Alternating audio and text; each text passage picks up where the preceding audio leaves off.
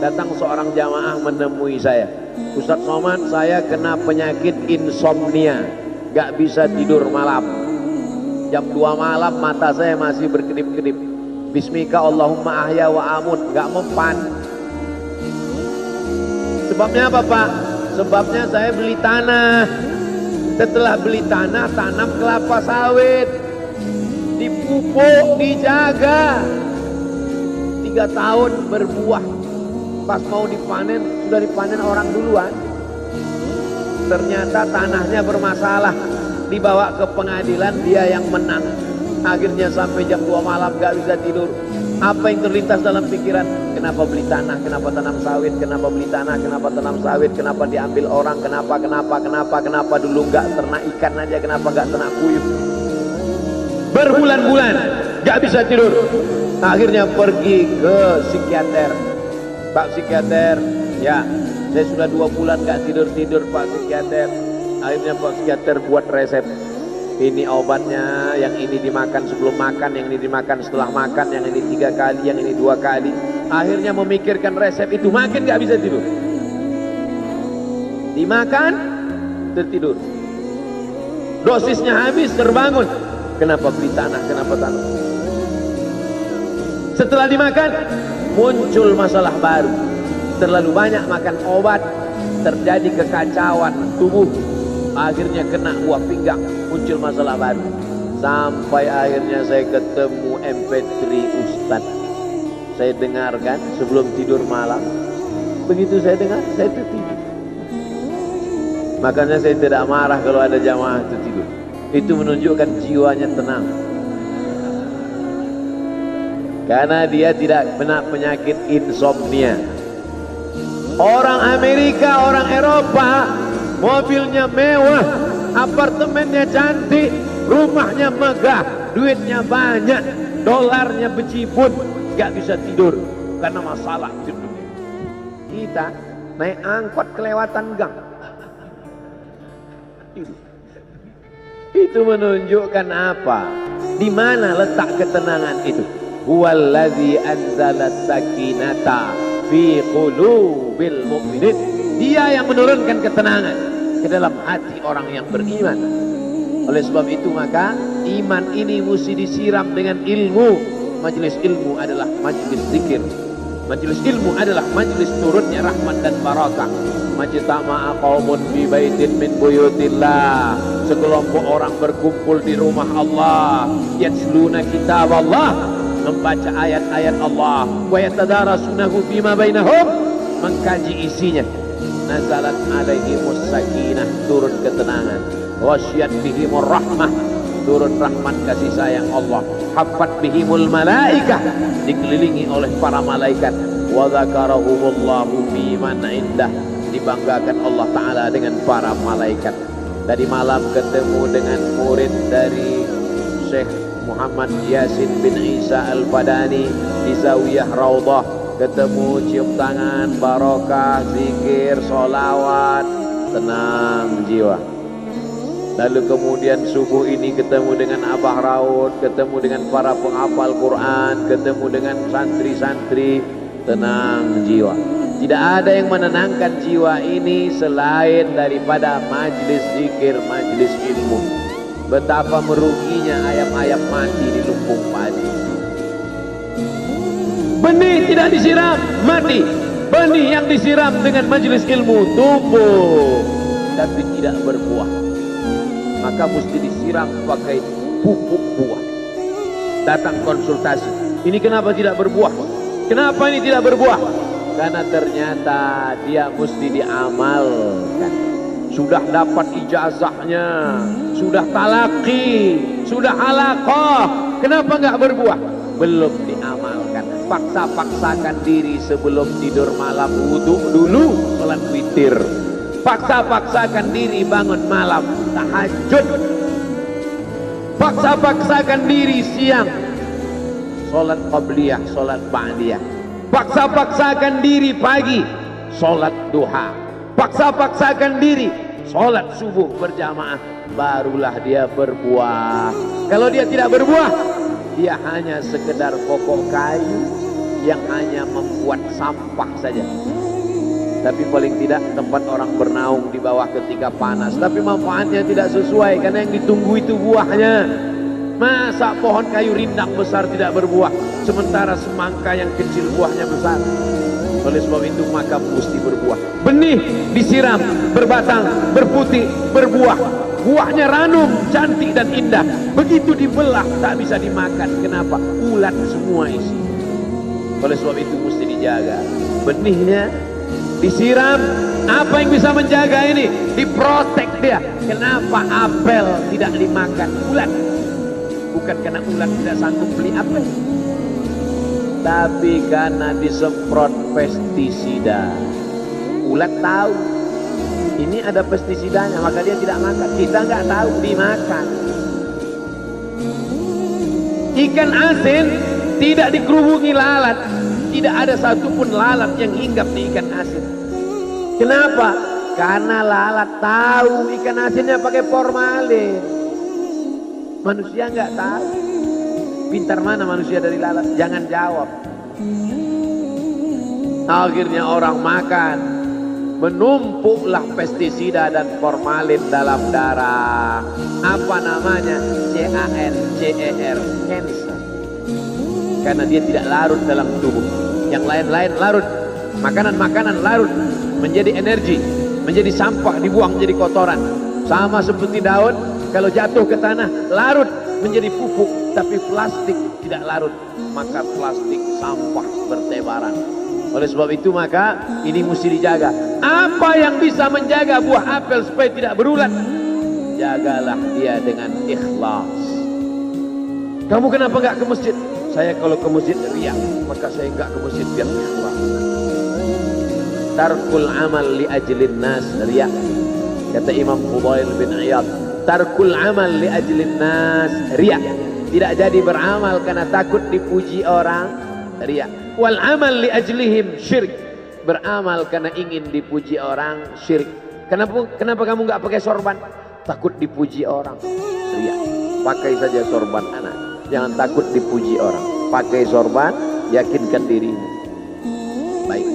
Ustaz, kenapa nggak pakai sorban? Ada masanya nanti. Tarkul amal li ajlin nas riya.